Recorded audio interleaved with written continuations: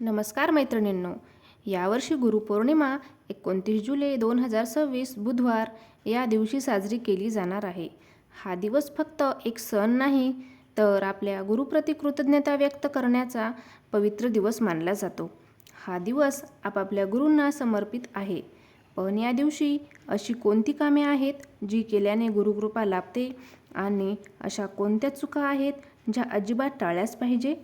आजच्या या व्हिडिओमध्ये आपण गुरुपौर्णिमेचे संपूर्ण महत्त्व, पूजा विधी, काय करावे, काय टाळावे आणि अनेकांना माहिती नसलेल्या महत्त्वाच्या गोष्टी जाणून घेणार आहोत. त्यामुळे हा व्हिडिओ शेवटपर्यंत नक्की पहा. आता आपण बघणार आहोत गुरुपौर्णिमेचे महत्त्व. गुरुपौर्णिमा हा भारतीय संस्कृतीतील अत्यंत पवित्र आणि महत्त्वाचा दिवस मानला जातो. आषाढ महिन्यातील पौर्णिमेला हा उत्सव साजरा केला जातो.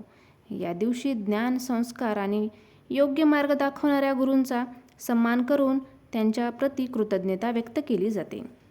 धार्मिक मान्यतेनुसार या दिवशी महर्षी वेदव्यास यांचा जन्म झाला.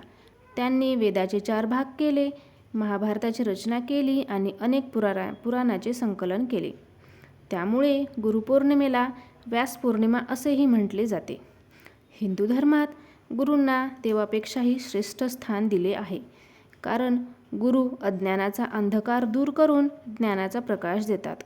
म्हणून या दिवशी गुरुचे पूजन, आशीर्वाद घेणे तसेच धार्मिक ग्रंथाचे वाचन, जप, ध्यान, दानधर्म यांना विशेष महत्त्व दिले जाते. असे मानले जाते की गुरुपौर्णिमेच्या दिवशी श्रद्धेने गुरुचे स्मरण करून त्यांचे आशीर्वाद घेतल्यास जीवनात योग्य दिशा, ज्ञान, यश आणि मानसिक शांती मिळण्यास प्रेरणा मिळते. हा दिवस आपल्याला नम्रता, कृतज्ञता आणि ज्ञानाचे महत्त्व शिकवणारा आहे. त्यामुळे प्रत्येकाने आपल्या जीवनात मार्गदर्शन करणाऱ्या गुरु जसे आई वडील, शिक्षक किंवा ज्येष्ठ व्यक्तींचा आदर करून त्यांचे आशीर्वाद घ्यावेत. गुरुपौर्णिमेच्या दिवशी काय करावे? पहाटे लवकर उठून स्नान करून स्वच्छ व शक्य असल्यास पिवळ्या किंवा पांढऱ्या रंगाचे वस्त्र परिधान करावे. घरातील देवघरात दीप लावून भगवान विष्णू, महर्षी वेद व्यास आणि आपल्या गुरूंचे स्मरण करावे. आपले गुरु, आई वडील, शिक्षक किंवा वडीलधाऱ्यांचे आशीर्वाद घ्यावेत. ओम गुरुदेवाय नमः आणि किंवा गुरु ब्रह्मा गुरु विष्णू या मंत्राचा श्रद्धेने जप करावा.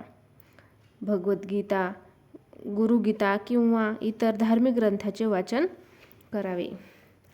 गरीब, गरजू किंवा ब्राह्मणांना अन्न, वस्त्र किंवा आपल्या क्षमतेनुसार दान करावे.